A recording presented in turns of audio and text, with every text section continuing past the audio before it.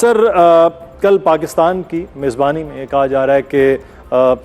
60 روزہ مذاکرات وہ شروع ہو رہے ہیں۔ سب سے پہلا جو اس معاہدے کی شق تھی وہ یہ تھی کہ تمام محاذوں پر جنگ بندی ہوگی، لیکن لبنان پر حملے ہو رہے ہیں۔ اسرائیل کا نہ رکنا، اس کی کیا وجہ لگ رہی؟ کیا کوئی عشیر بات ہے یا وہ واقعی سپوائلر ہے یا کوئی ڈبل گیم چل رہی ہے؟ بہت بہت شکریہ مجھے موقع دینے کا۔ آپ سے ہمیشہ گفتگو کر کے مجھے بھی کچھ سیکھنے کا موقع ملتا ہے۔ تو آپ کے سوال کا جواب دیتے ہوئے میں یہ کہوں گا کہ اس وقت جو سب سے پہلا چیلنج ہے اور مرحلہ ہے وہ یہ ہے کہ کس طریقے سے ان مذاکرات کو شروع کروایا جائے۔ اور اچھی خبر یہ ہے کہ ایران کی وزارت خارجہ نے یہ اعلان کیا ہے کہ ان کا وفد بھی برگن اسٹاک میں جا رہا ہے، اور اسی طریقے سے نائب صدر جے ڈی وینس نے بھی یہ بیان دیا ہے کہ وہ بھی 2-4 دنوں میں سفر کریں گے سوئٹزرلینڈ کی طرف۔ اور دوسرے ایران نے یہ بھی وضاحت کی ہے کہ وہ جو ہے یہ مذاکرات، وہ جو 60 روزہ مذاکرات ہیں ان کے لیے نہیں جا رہے، بلکہ جو میمورینڈم آف انڈرسٹینڈنگ جس کا آپ نے ذکر کیا اس کی پہلی شق کے اوپر، عمل درآمد کے اوپر بات کرنے کے لیے جا رہے ہیں کہ جو جنگ بندی ہے اس کو جامع بنایا جائے اور اسے اسرائیل اور لبنان کے اوپر محیط کیا جائے۔ اور اس کا ایک اور اضافی مطالبہ یہ ہے کہ اسرائیل جن علاقوں کے اوپر اس نے قبضہ کیا ہوا ہے لبنان میں 2000 مربع کلومیٹر کا، وہاں سے اپنا قبضہ خالی کرے اور واپس اپنے ٹروپس کو بلا لے، اور پھر جنگ بندی مکمل طور پر ہونی چاہیے کہ حملے رک جانے چاہیے۔ تو آج بھی اسرائیل نے جو ہے تقریباً 32 لوگوں کو مختلف شہروں میں، بقا ویلی میں، اس کے بعد جو ہے نبتیہ ہے، دوسرے علاقوں میں جو ہے بڑی شدید بمباری کی اور 32 لوگ وہاں شہید ہو گئے۔ تو اسرائیل جو ہے ان کی کابینہ اور اس کے بعد پوری کی پوری ریاست یہ کوشش کر رہی ہے کہ یہ میمورینڈم آف انڈرسٹینڈنگ جس کا جھکاؤ ایران کی طرف ہے، جو ایران کو بہت سی رعایتیں دے رہا ہے، اس کو سبوتاژ کر دیا جائے، کیونکہ ان کا پورے کا پورا جو منصوبہ تھا جو یہ جنگ شروع کروانے کا وہ ملیہ میٹ ہو گیا ہے۔ کیونکہ اس سے تو یہ ہو سکتا ہے کہ یہ جب اس معاہدے کے اوپر عمل درآمد شروع ہو تو پورے کے پورے خطے میں امن و سلامتی کا ایک نیا ماحول پیدا ہو جائے، اور ایران اور خلیجی ریاستوں کی جو دیرینہ اختلافات ہیں وہ ختم ہو جائیں، یہ ایک دوسرے کے اوپر معاشی انحصار بھی کریں، سیکیورٹی کا بھی انحصار کریں،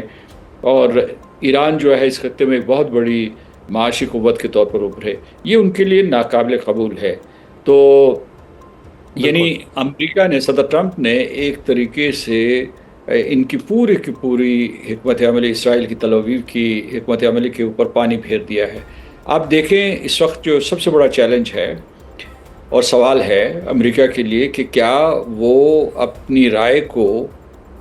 تل ابیب میں منوا سکتا ہے یا نہیں منوا سکتا، کیونکہ وہاں تو انہوں نے عالم بغاوت بلند کر دیا ہے، اور اس کے بعد جو ہے وہ صدر ٹرمپ کے خلاف بھی بیانات دے رہے ہیں۔ پھر جو ان کے ہم نوا ہیں امریکہ میں، کیونکہ وہاں جو اسرائیلی لابی ہے امریکہ میں بہت مضبوط ہے، سینٹ ہو یا اس کے بعد ذرائع ابلاغ ہوں یا رائے ساز ادارے ہوں، تو انہوں نے بھی جو ہے اس ڈیل کی یا یہ میمورینڈم آف انڈرسٹینڈنگ کی شدید مخالفت شروع کر دی ہے۔ تو اس میں امریکہ کی پولیٹیکل ول، اس کی strength vis-a-vis one of its closest partners, the closest partner, کہ اس کے بارے میں وہ کیا فیصلہ کرتے ہیں اور کیا وہ جو ہے اس کے اوپر اسرائیل کے اوپر غلبہ پائیں گے یا نہیں پائیں گے۔ اس میں سردار صاحب فرسٹریشن ایسے نا امریکی انتظامیہ میں بھی کہ اسرائیل ان کے کنٹرول سے باہر، حالانکہ ٹرمپ نے بھی یہ بیان دیا کہ حکومت ان کی وجہ سے اسرائیل کی جو ہے وہ قائم ہے۔ پھر اپوزیشن لیڈر جو اسرائیل کے ہیں وہ بھی یہ بات کر چکے کہ جس قسم کا رویہ نیتن یاہو کا ہے وہ تنہا کر دے گا پوری دنیا میں اسرائیل کو۔ تو کیا یہ اب نیتن یاہو تمام تر چیزیں جو ہیں وہ خود ٹرمپ سے ہٹ کے، امریکہ سے ہٹ کے وہ لگا گئے ہیں آخری حربے کے طور پر کہ وہ کسی نہ کسی طرح سے اس کو سبوتاژ کریں؟ یہ بات سمجھنی ضروری ہے کہ اگر امریکہ بہت بڑا پارٹنر ہے اور اس کے بعد سپر پاور ہے، تو اسرائیل جو ہے اس نے سیاسی میدان میں جو امریکہ میں سرمایہ کاری کی ہوئی ہے یا ملٹری انڈسٹریل کمپلیکس میں یا پینٹاگون میں، اس کی وجہ سے جو ہے امریکی بھی مجبور ہوتے ہیں، ان کے ہاتھ بندھے ہوئے ہو۔ تو اس میں یہ ہے کہ اسرائیل کی اتنی طاقت ہے کہ وہ امریکی صدور کو بناتے ہیں اور بگاڑتے ہیں اور ان کو تباہ بھی کر سکتے ہیں۔ یہ JFK کے بعد اس قسم کی جرأت کا مظاہرہ صدر ٹرمپ نے کیا، جس قسم کا انہوں نے یہ معاہدہ کروایا ہے، اور وہ نشانہ تنقید بن رہے ہیں اپنے جو انتہا پسند سینیٹرز جو ان کے پہلے حامی تھے، قریبی دوست ہیں۔ اور صدر ٹرمپ بھی ان حالات میں اگر دیکھیں تو وزیر اعظم نتن یاہو کی ماضی میں ہلکی پھلکی سرزنش کرتے ہوئے دکھائی دیے ہیں، اور آج بھی انہوں نے جو ہے بیان دیا، اس میں انہوں نے کہا کہ ہی از اے واریر پرائم منسٹر، کہ مطلب ایک قسم کا ان کو کمپلیمنٹ بھی دیا۔ پھر انہوں نے سمجھانے کی کوشش کی کہ کس طریقے سے خلیجی ریاستیں